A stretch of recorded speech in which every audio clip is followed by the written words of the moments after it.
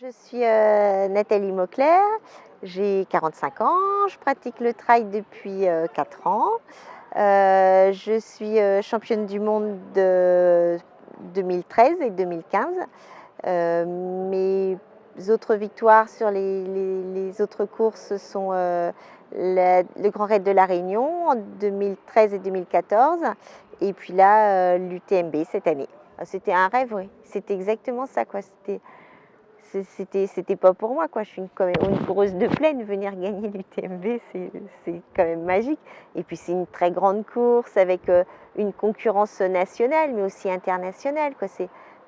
Je pense que c'est la course de référence en trail running au niveau français, quoi.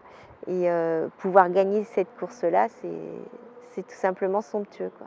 D'être devant, ça peut être difficile, oui, parce que du coup, on endosse la pression d'être devant, de se dire je suis devant, il faut que je tienne devant encore pendant 10 heures. Donc ça, c'est compliqué. Mais je pense que je commence à acquérir un petit peu d'expérience. Mais ouais, c'est un petit peu ça qui est le plus difficile pour moi, quoi, de gérer la pression des autres. Il y avait du monde partout et dès qu'ils me voyaient arriver, ils n'avaient pas besoin de lire mon nom sur le dossard, ils disaient allez Nathalie, c'est super ce que vous faites, quoi. Plein de mots magiques d'encouragement, c'était super. Vraiment, je remercierai jamais assez, quoi. C'était vraiment un beau moment de partage avec ce public. Mon mari et les enfants, en fait, me font les ravitaillements aux Contamines, à Courmayeur. Et c'est eux qui viennent et qui, comme ça, me ramènent de quoi manger. J'ai changé de chaussures à Courmayeur et à Champé. Donc ils m'amènent tout ce dont j'ai besoin. Et moi, comme ça, je les vois. Alors, un petit mot, un sourire, quoi. Hop, je repars et je suis boostée pour encore les 30 ou 50 km qui suivent. Le fait de partager ces moments avec eux, quoi.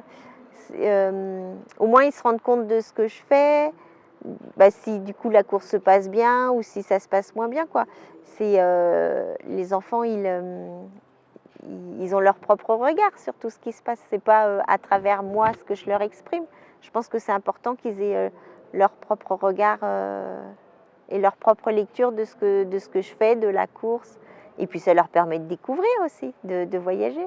Je ne faisais pas de sport avant et ma vie elle a changé depuis que j'ai couru ce fameux marathon. Oui, quand je faisais de la compétition de VTT, j'étais classée dans les 10 meilleures françaises aux Coupes de France et aux Championnats de France. Je préfère courir, c'est plus simple. Déjà, il n'y a pas la logistique matérielle de régler le vélo, quand on part, on prend du basket, quoi, c'est pas très compliqué. Et puis en fait, j'avais peur dans les descentes. Difficile de descendre avec le vélo. C'était difficile pour moi de faire des grandes descentes avec des cailloux et tout ça. J'avais peur de me blesser. Donc c'était difficile. Je pense qu'on soit jeune ou moins jeune, le tout c'est d'avoir une bonne hygiène de vie puis de faire attention à son corps, quoi. Faut pas penser aux étirements, à la diététique, au repos pour bien récupérer, quoi. Les règles s'appliquent pour tout le monde, qu'on soit jeune ou moins jeune. Être seul ou accompagné, mais le rapport à la nature, en fait. C'est faire du sport pour soi, mais c'est aussi profiter du chevreuil qui passe, de l'oiseau qui prend son envol. C'est cette communion avec la nature. L'endroit où je préfère courir, l'île de la Réunion. C'est vraiment somptueux, les parcours sont somptueux. Et pour la compétition, l'ambiance, elle est terrible, quoi. J'aime beaucoup cette île. En distance, j'aime bien les ultras, donc 100 km. Donc ça, j'aime bien pour plus la notion d'aventure, d'aller au bout de soi-même.